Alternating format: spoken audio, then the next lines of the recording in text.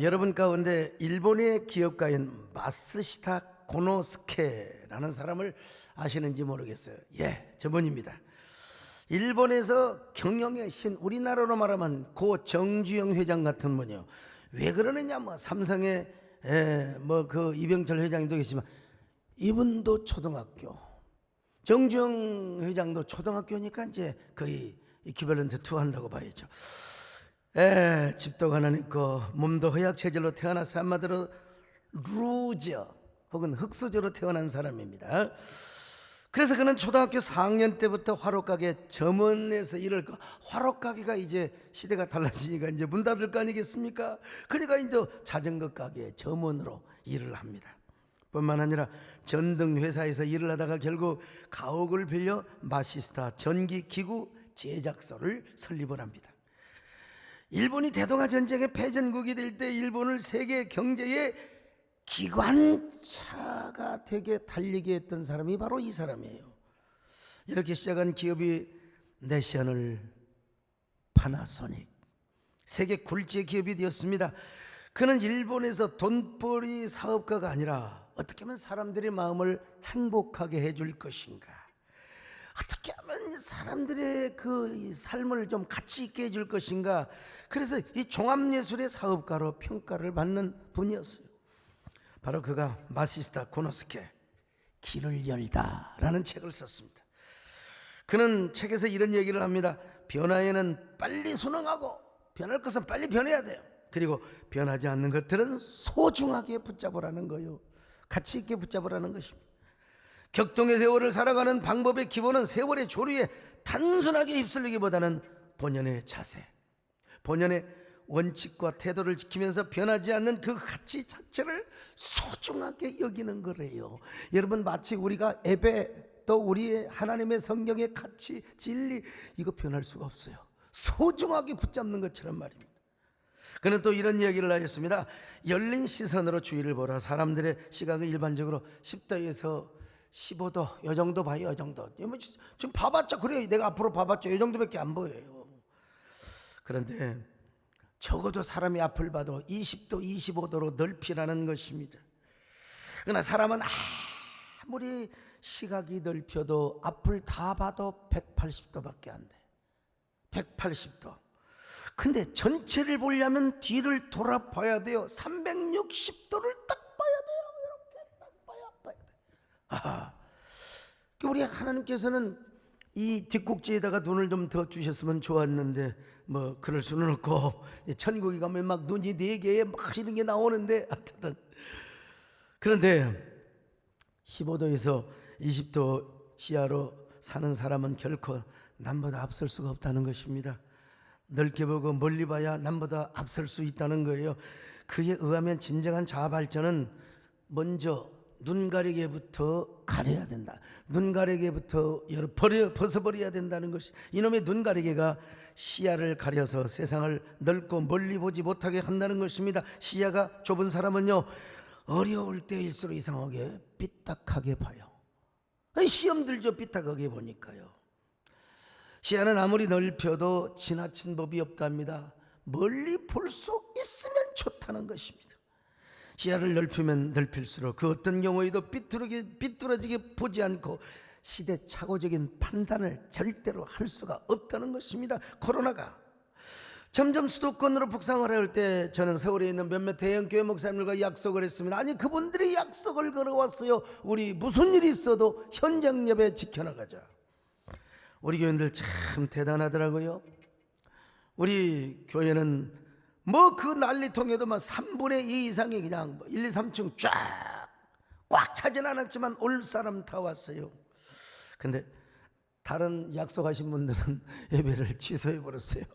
정부의 주요한 분들이 찾아다니면서 저도 왔지요. 저도 왔지만 처음에는 나도 시야가 좁으니까 그것만이 내가 하나님을 사랑하는 줄을 알았어요. 근데 아니, 마침내 우리 동네에서도 영연에서도 확진자가 이제 생겨나기 시작합니다. 나는 그때 스스로 고뇌에 빠졌습니다. 다른 대형교회들은 다 지금 비대면으로 전환하는데 왜 나만 현장 예배를 고집하고 있는가? 혹시라도 나의 내면에 바리새적인 사고가 있거나 중세적 사고가 나의 내면을 짓누르고 있지는 않는가, 그런 생각을 하면서 제가 알고 있는 교회사 교수님들로부터 제가 이제 자문을 구하고 또 이 작은 논문을 제가 받았습니다.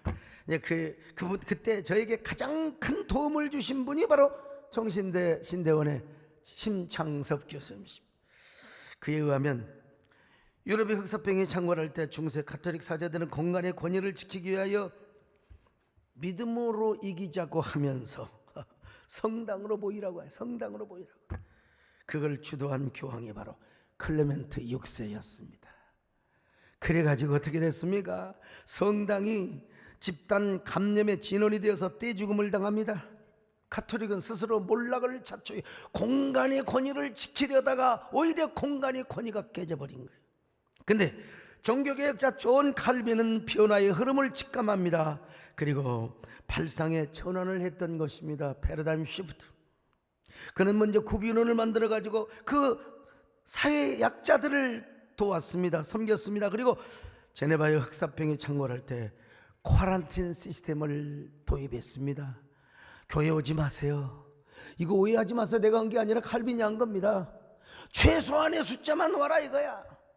그리고 노약자들은 집에 계세요. 우리가 가서 예배를 드려주겠습니다. 성직자가 가서 예배를 드려주겠습니다. 칼빈은 예배의 존엄성을 끝까지 지키면서도 이웃사랑과 생명사랑을 실천했던 것입니다. 그래서 중세 가톨릭은 쪼그라들어갔지만 칼빈의 종교개혁 운동은 계속 발전을 거듭합니다. 이웃사랑과 생명사랑을 몸소 실천한 종교개혁자 칼빈에게 제네바 시민들은 막 박수를 치고 응원을 하지 않을 수가 없었어요. 저는 칼빈의 쿼런틴 시스템을 공부한 후에 우리 이재훈 의료 강도사님 또 김용선 장로님을 중심으로 해서 선제적 방역팀을 조직합니다. 마침내 메디컬 처치를 오픈하기 시작했습니다.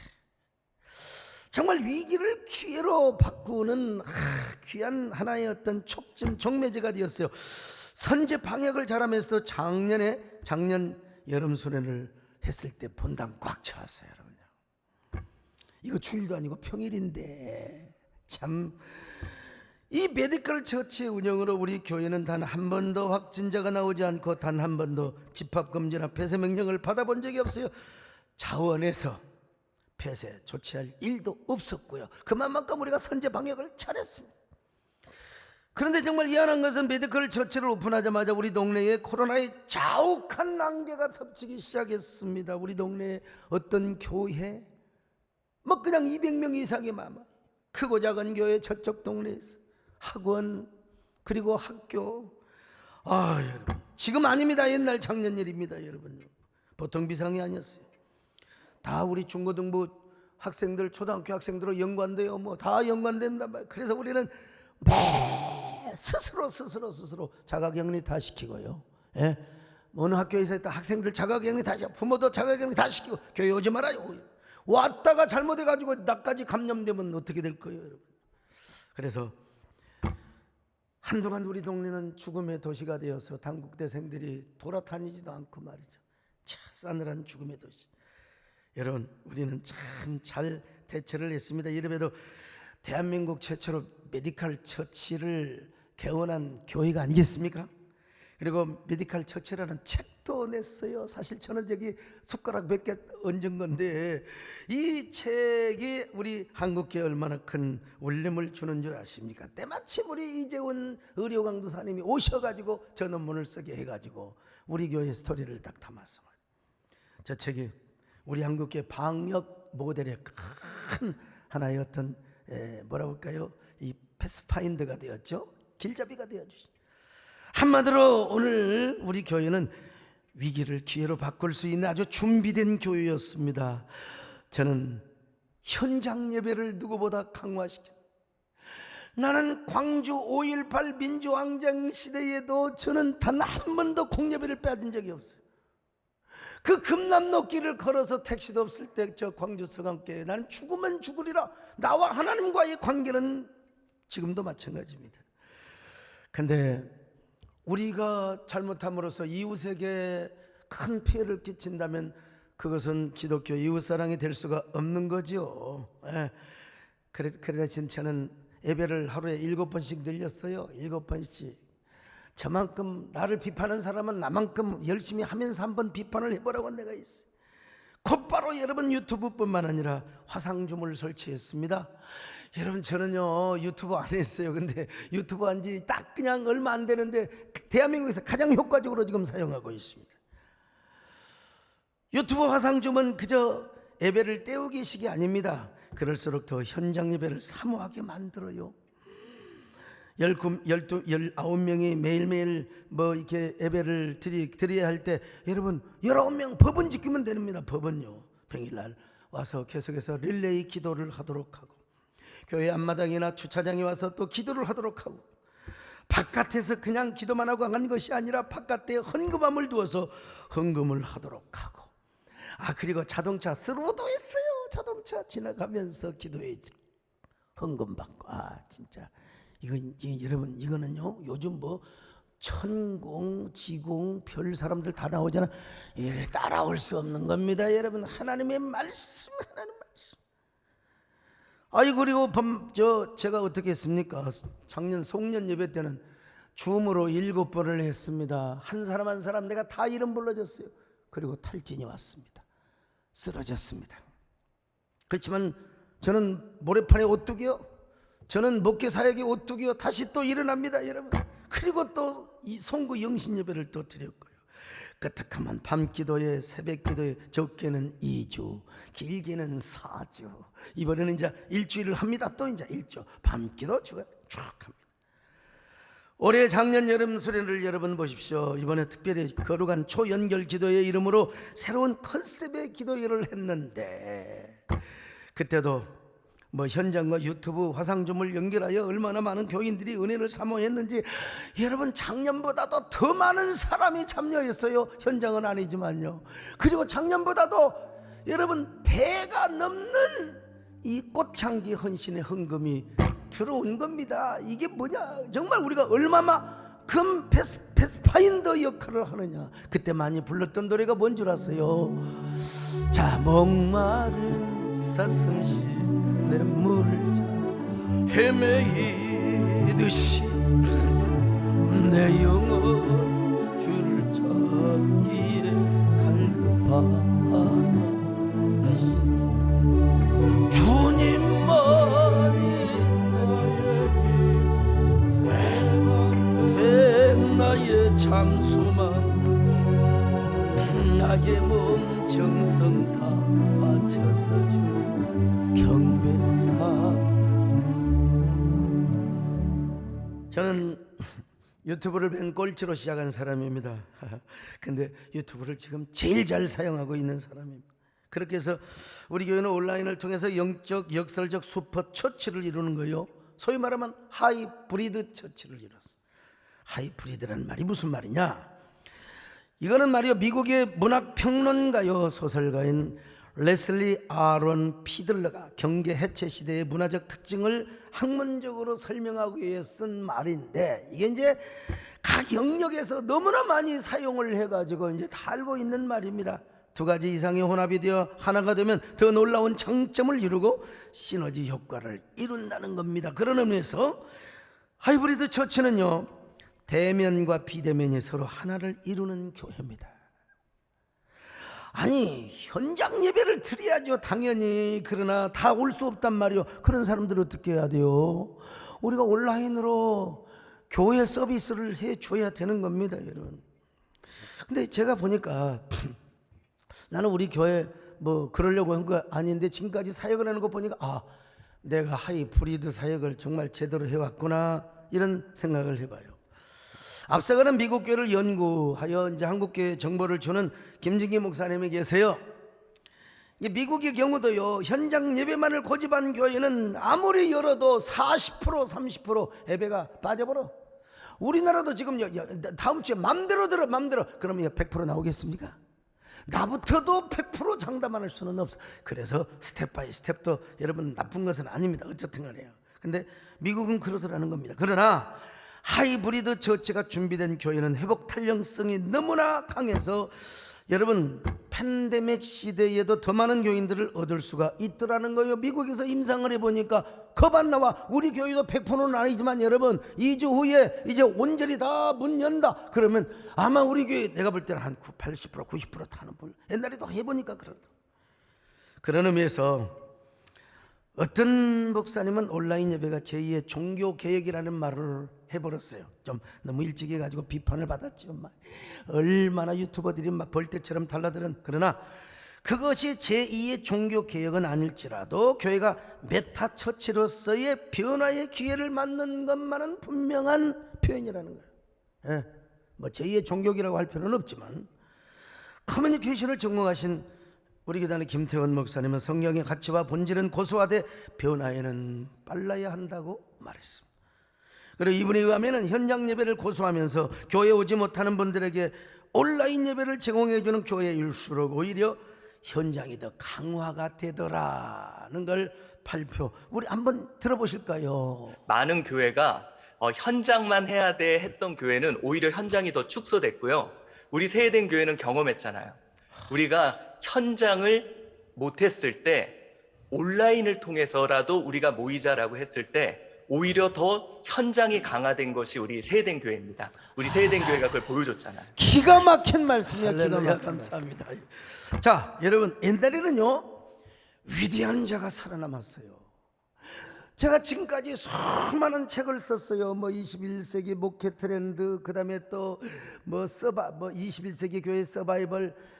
이거 옛날 책이 다 돼버렸어요. 왜냐하면 이 코로나가 와서 우리의 목회 패러다임 모든 방식을 다 바꿔버렸어요. 그때는 제가 앞서간다고 했는데 그거 다 소용없어요 지금요.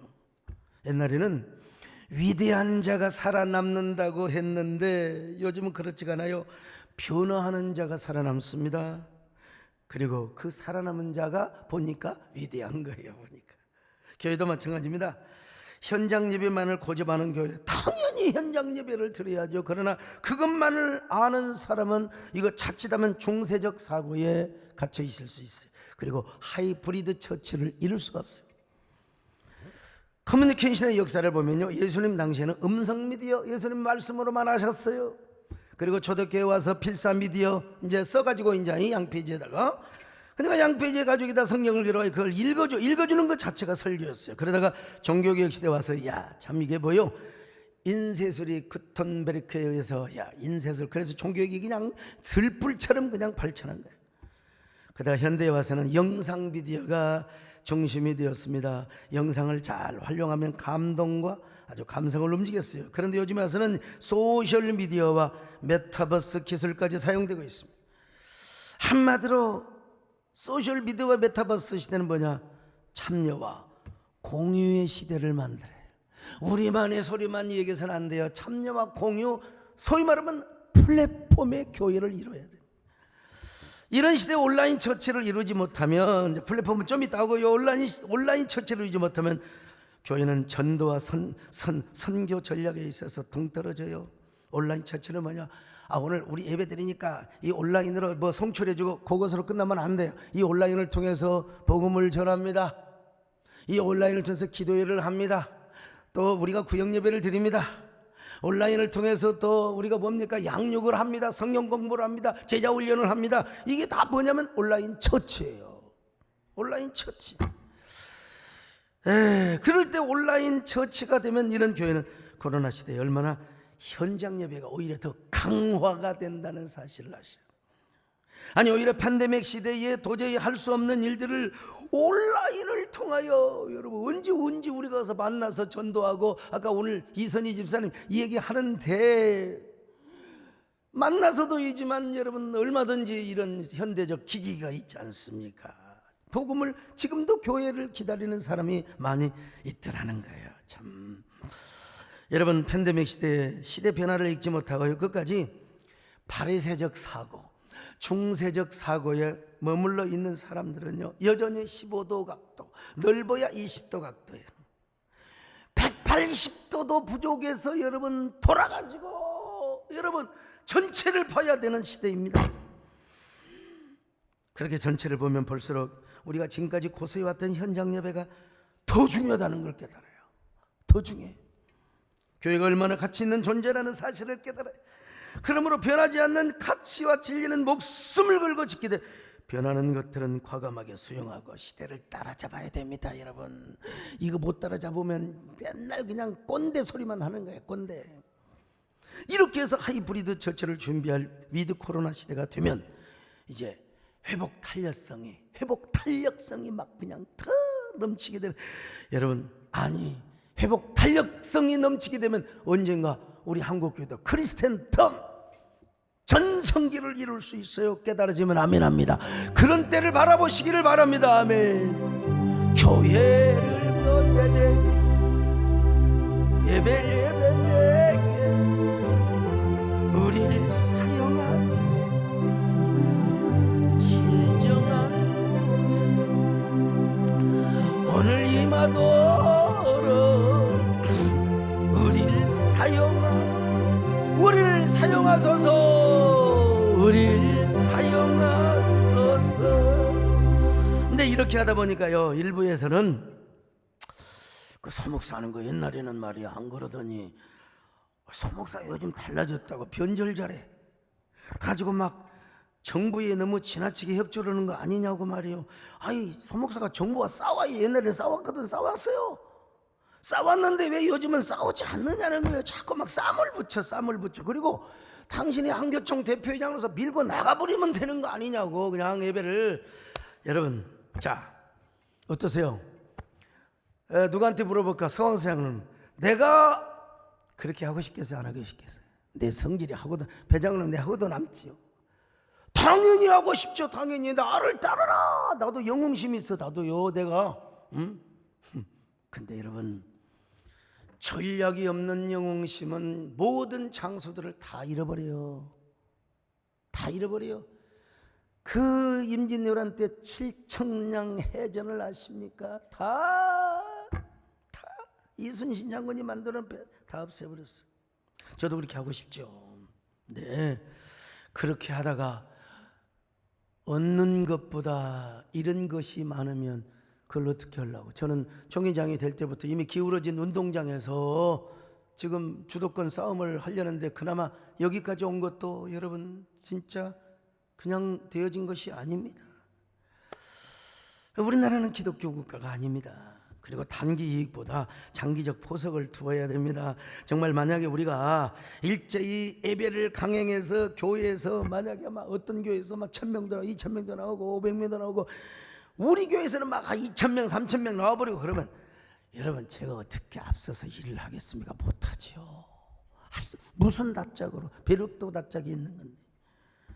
과거 한국교회는 성장기 상황에 있었기 때문에 봉사 구제만 잘해도 칭찬받았어요. 근데 지금 세상이 달라졌어요. 이미 반기독교적 세력이 네오막시즘과 문화막시즘으로 교회를 노골적으로 공격해와요. 정치권도 여론을 바탕으로 정치를 하기 때문에 우리가 가만히 있으면 한국교회 불리한 입법들이 많이 통과됩니다. 이런 상황에서 전 국민이 코로나 때문에 분노하고 있고 디프레스를 받고 있는데 교회가 일제히 현장 예배를 강행한다. 강행하는 것까지는 좋아요. 근데 강행하다가 이제 여기서 저기서 감염자들이 튀쳐 언론의 공격을 받으면 그때 이제 이런 어려운 때는 반드시 희생양을 찾게 돼 사회가요. 그래서 교회가 희생양이 되어버리면 옛날에는 뭐예요? 다 뭐 신천지나 뭐 독립교회 이런데, 근데 지금은 정통교회에도 방역수칙을 안 지키면은 결국은 확진자가 나오더라는 걸 우리가 봤잖아요. 이런 때에 우리가 정말 조심해야 됩니다. 아이, 소왕석 당신은 새가 심고 당신은 겁쟁이라고 뭐 인정합니다. 그렇게 해다가 젊은이들과 그리고 지성인들을 전도할 수 없고 젊은이들을 우리가 뺏겨버린다면 어떻게 해야 되겠어요? 여러분, 우리가 지금 당장 예배도 고수해야 되지만 우리가 선교적인 전략상 장기적 포석도 두어야 돼요. 물론 정부가 코로나를 이용해 정치 방역을 한다고 주장하는 사람이 있어요. 올소 나도 여러분 동감입니다. 나도 유감이 많습니다. 여러분. 근데 이건 우리나라뿐만이 아니라요. 다 정권을 잡으면 다 우리나라뿐만 아니라 다른 나라도 대부분 다 그렇게 했어요. 근데 이걸 알면 알수록 여러분, 우리는 막 정부와 싸우고 그런 사람도 뭐 있어야 되겠죠. 근데 우리가 더 새로운 프레임을 만들어서 정부보다 더 앞선 예배 전략, 그리고 앞선 선교 전략을 세우는 것이 뭐요? 하이브리드 처치입니다. 그것이 하이브리드 처치를 세우는 거예요. 그런데 하이브리드 처치를 하면은 이제 교회 이익만, 우리가 그랬잖아요. 뭐 몇 명 안 모이면 좋다 그래. 그래가지고 이렇게 그냥 화상춤을 쫙 이렇게 화상춤을 해가지고 저녁마다 또 제가 4주 동안을 그냥 기도하는 건 뭐냐, 정부에서 반대하고 예배 제재해봐라, 우리는 이런 식으로 더 잘한다. 그러면 또 우리 이걸 또 비판하는 사람도 비판하는 사람이고, 또 이런 방법이 있구나, 같이 따라 하게 되면 이건 교회가 더 함께 일어설 수 있는 회복 탄력성이 더 강해지는 것이죠. 근데 이제 하이브리드 하면 그렇지는 않지만, 우리가 의도적으로 온 건 아니지만, 야, 교회 지그들 이익만을 위해서 저래? 이런 이미지가 조금 생길 수가 있어요. 그래서 제가 좀 부족한 부분을 어떻게 하느냐, 하이브리드 처치를 넘어서 이제 플랫폼 처치를 만들자. 교회만이 담을 수 있는 하나님의 충만하심과 임재, 교회만이 담을 수 있는 하나님의 운행하심, 예배의 생명성과 전능성, 예배의 그 절대성, 그 은혜성, 요걸 어디서 못 담아야 국회의사당에서 청와대에서 담을 수가 없어요. 교회만이 담아, 교회만이 담아. 그래가지고 이 생명의 에너지를 세상으로 흘려보내요. 이게 뭡니까? 복음 전도지요. 좋은 의미에서. 그리고 세상을 섬기는 걸어간 플랫폼 교회. 우리 생명 에너지를 세상으로 보내고 선한 사마리아 소통권 이런 걸 주면서 세상을 섬기고 이웃을 섬겨요. 그럴 때 세상 사람들이 교회로 와요. 마음으로 교회와 함께하고 진짜 우리 교회로 오잖아요. 우리가 삼국문을 전달하니까. 이게 바로 거룩한 플랫폼 처치입니다. 이러한 역할을 하는 사람을 저는 뭐라고 하느냐, 이 시대의 코로나 시대에, 뭐 단테는 말고 코로나 시대의 패스파인더. 패스파인더가 뭐냐, 길을 인도해 주는 길잡이, 혹은 어떤 분야의 선구자, 선도자, 개척자라는 거예요. 오늘 본문의 세례 요한이 바로 예수님이 오시는 그 길을 여는 길잡이요, 패스파인더 역할을 했어요. 자, 누가복음 3장 3절 5절입니다. 시작. 요한이 요단강 부근 각처에 와서 죄 사함을 받게 하는 회개의 세례를 전파하니, 선지자 이사야의 책에 쓴 바 광야에서 외치는 자의 소리가 있어 이르되, 너희는 주의 길을 준비하라, 그의 오실 길을 곧게 하라. 모든 골짜기가 메워지고 모든 산과 작은 산이 낮아지고 굽은 것이 곧아지고 험한 길이 평탄하여질 것이요. 이건 한마디로 말해서 세례 요한의 지금 그 불세례, 물세례, 뭐 이런 사역을 지금 의미하고 있는 것입니다. 세례 요한은 예수 그리스도의 등장을 앞두고 이제 마음을 회개케 하는 거예요. 회개하라, 천국이 가까웠느니라 말이요. 그렇게 하면서 우리 예수님을 맞이할 수 있어요. 우리 예수님은 왕이시잖아요. 우리 예수님은 우리의 구주란 말이요. 자, 그러니까 너희들의 뭐 험한 마음, 상처받은 골짜기, 교만한 마음, 할 것 없이 울퉁불퉁한 마음, 이런 사람들이 어떻게 예수님을 제대로 맞이할 수 있어요? 그래서 교만한 마음의 산들을 낮추고 마음속에 막 삐딱하고 편견 여러 가지 있을 수 있잖아요. 험한 길을 평탄하게 하는 작업을 해서, 왜 예수 그리스도를 마음의 구주요 이스라엘 백성들에게 왕으로 모시는 영적인 길을 준비한 거예요. 예수님이 오시는 그게 바로 뭐예요? 세례 요한의 패스파인더 역할이었다는 것입니다. 오늘 우리도 마찬가지입니다. 예수 그리스도를 왕으로 모시고 철저한 주재권을 가진 분으로 모셔야 될 줄로 믿습니다. 아멘. 예수, 맞아, 왕이신 나의 하나님, 내가 주를 높이고 영원히 주의 이름 성취. 제가 이제 착각했거든요. 예수 우리 왕이요, 그것도 하나 몰라요. 예수 우리 왕이 이곳에 오셔서 보좌로 찬양을 받아 주소서. 주님을 찬양하고 주님을 경배하고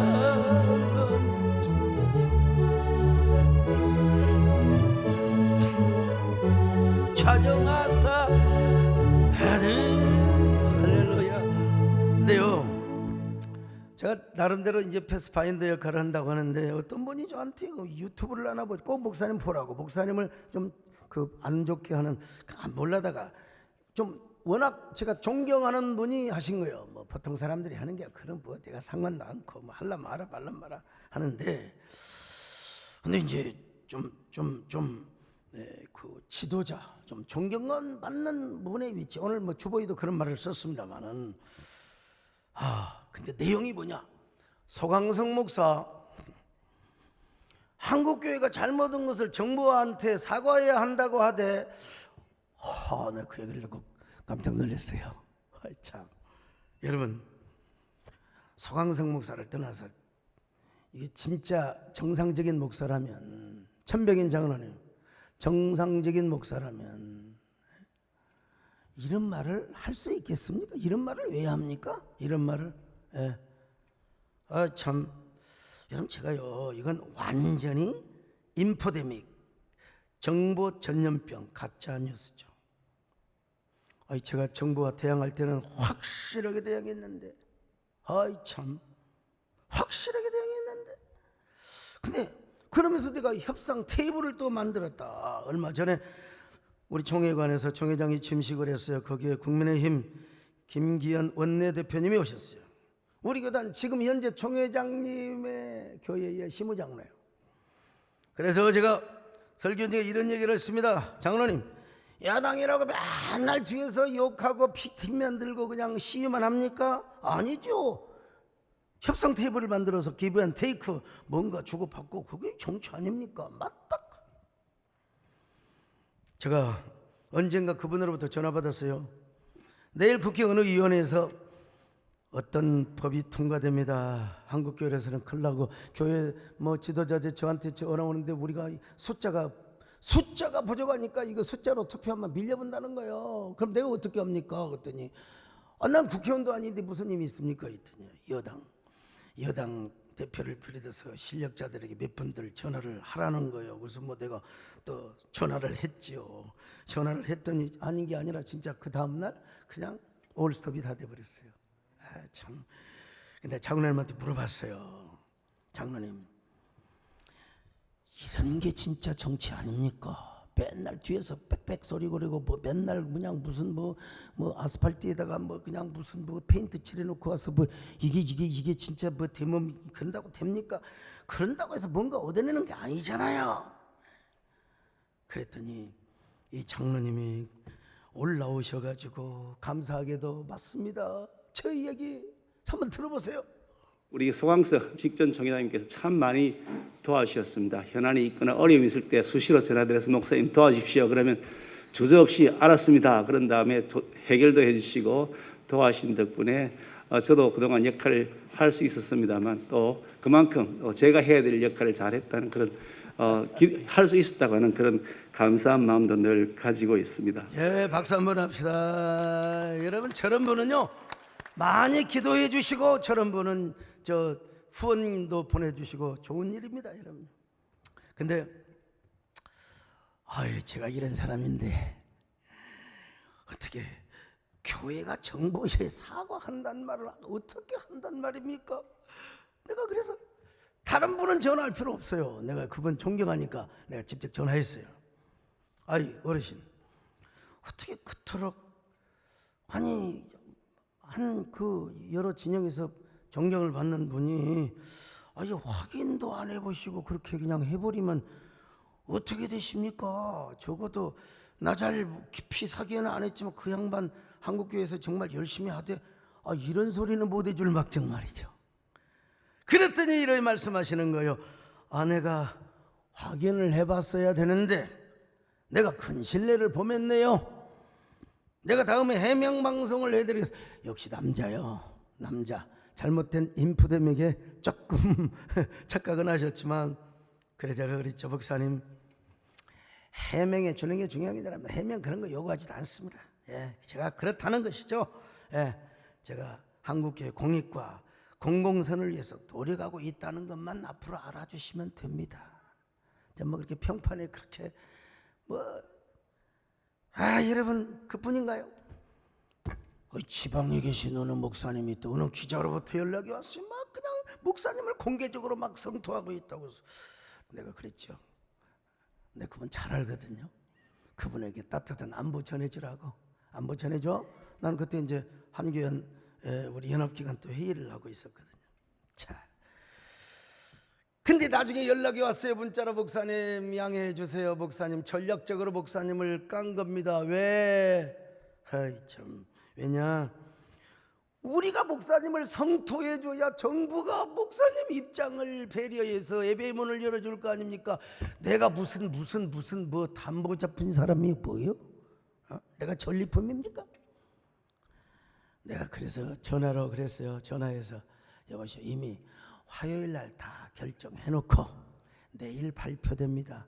좋은 결과가 있기를 바랍니다. 결과는 이미 좋은 결과 얻어놨으니까 괜히 서로가 껍적거렸다가 변질되면 안 되니까 이럴 때는 가만히 계신 게 가만히 중이라도 있으면 좋겠습니다.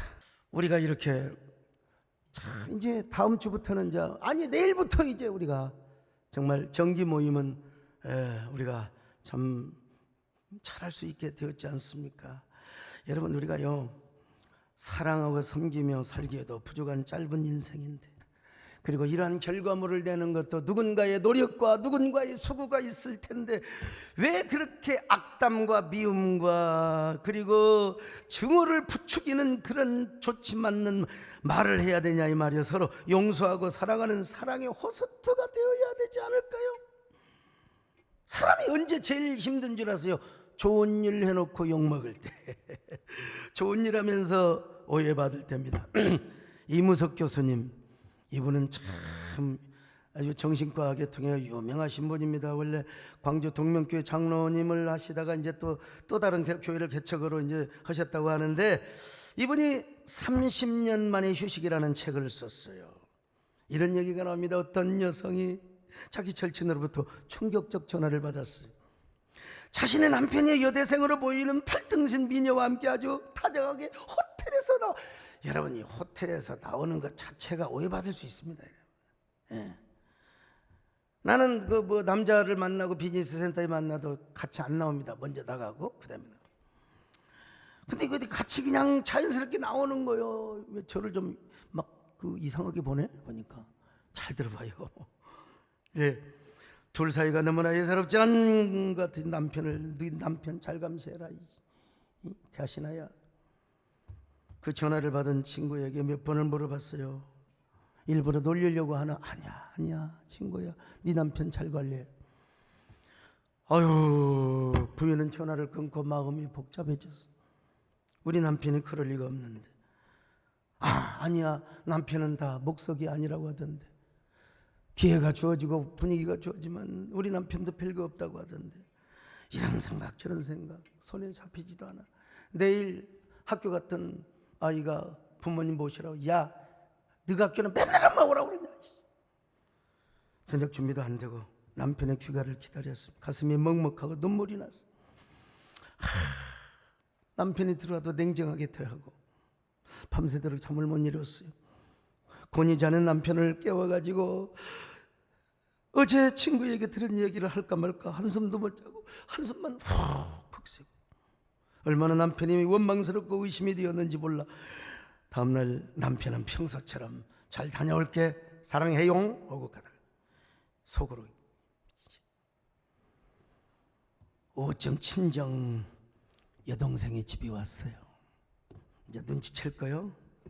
대학생인 여동생은 집에 들어오자마자 수다를 떠는 거. 언니, 어제 형부가 그 어느 호텔 레스토랑에서 점심을 사주면서 나 맛있게 먹었다. 형부가 얼마나 언니를 사랑하. 언니 생일이 곧 얼마 안 남았다고 처제한테 물어보는 거예요. 야, 너네 언니 무슨 선물 사주면 좋겠어? 그거 물어보려고 밥 먹으면서. 그래서 언지가 어느 호텔에 언제 밥을 사줬냐고 물어보니까 어제 자신의 친구가 말한 호텔과 시간이 딱 맞아 떨어지는 거예요. 그 친구가 호텔 앞에서 목격한 젊은 여자는 바로 누구였느냐? 자신의 여동생이었어요. 친구가 오해를 했던 거예요.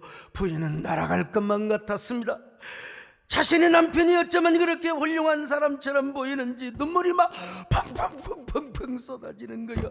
아, 내가 남편에게 말 안 하기를 너무나 잘했지. 내가 그 말을 했더라면 얼마나 초라하게 보이고 남편은 나를 어떻게 볼 것인가. 남편에게 말하기를 잘했지. 그러면서 남편이 얼마나 고맙고 감사하고 말이요, 얼마나 고맙게 여기는지를 몰라. 왜 얼마나 막 그냥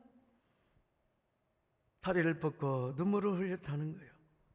오늘 우리도 마찬가지입니다. 같은 교인이라고 해서 다 마음이 같습니까? 혹시 마음이 조금 틀리고 오해가 되더라도 좀 지켜봐야죠. 오죽하면 공자님도 말했어요. 모든 사람한테 다 좋은 소리 못 들은데요. 나쁜 놈한테는 나쁜 소리 듣고 좋은 사람한테는 좋은 소리 듣는다는 거예요.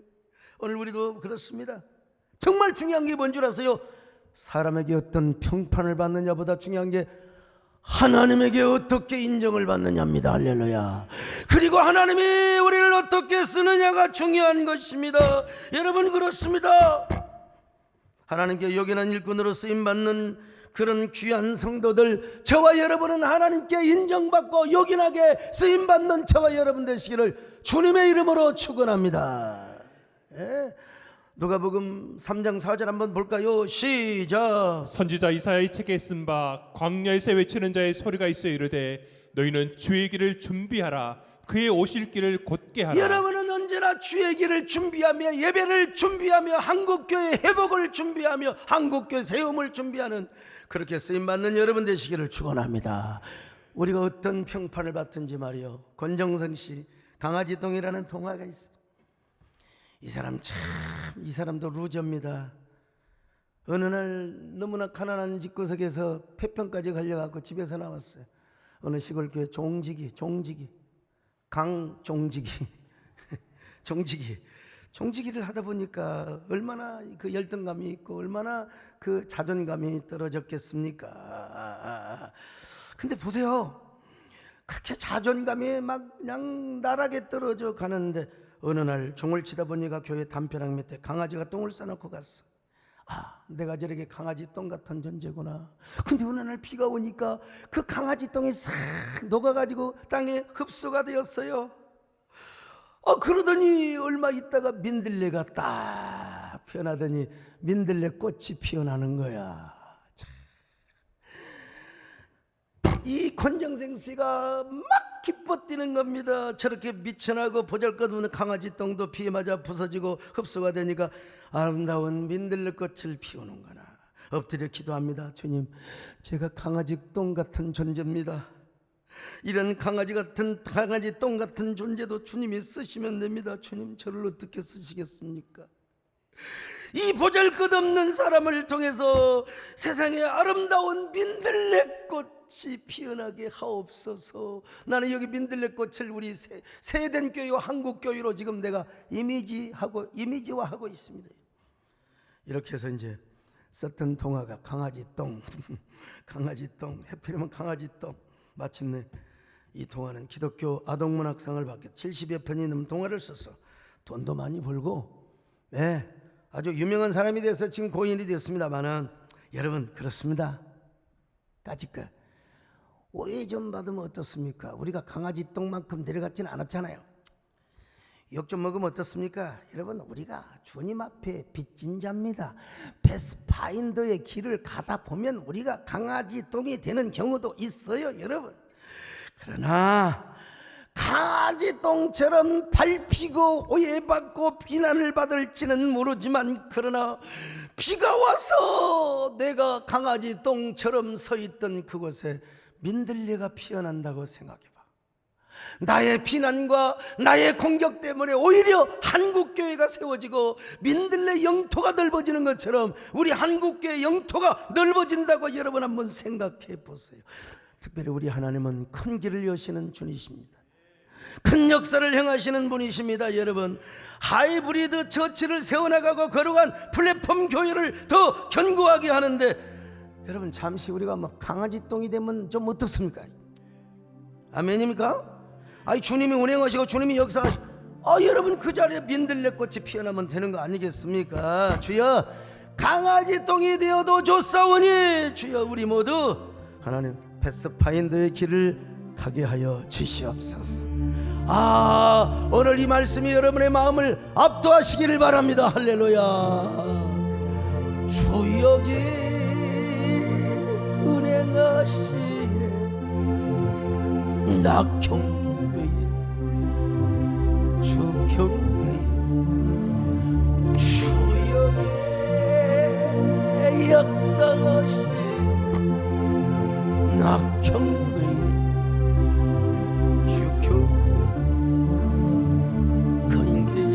만드시는지 큰 기적을 행하시는지 그는 나의 약속을 지키시는지 어둠 속을 빛이 되시는 그는 저 가슴에 손을 얹고 우리 몸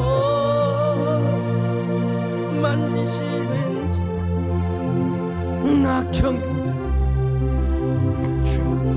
주여 우리 함께 1분 동안 기도합니다. 우리 마음을 치료하여 주시옵소서.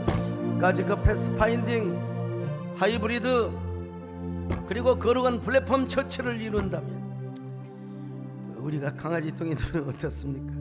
똥이 되어도 더러운 이 그릇을 주님이 사용하여 주시옵소서. 아멘. 아멘. 감사합니다.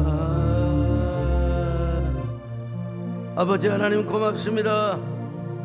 주님 우리는 언제나 주님의 교회를 세우는 패스파인더가 되게 하여 주시옵소서. 예배를 세우는 주님의 몸된 교회를 세우는 그런 패스파인더로 쓰임받게 도와 주시옵소서. 하이브리드 처치가 되건 또 거룩한 플랫폼 처치가 되건 우리가 이제 위드 코로나 때 세워야 할 교회인 것만은 분명합니다. 이 일에 아름답게 쓰임받는 저희들 되게 하여 주옵소서. 예수님의 이름으로 기도 올려옵나이다. 아멘.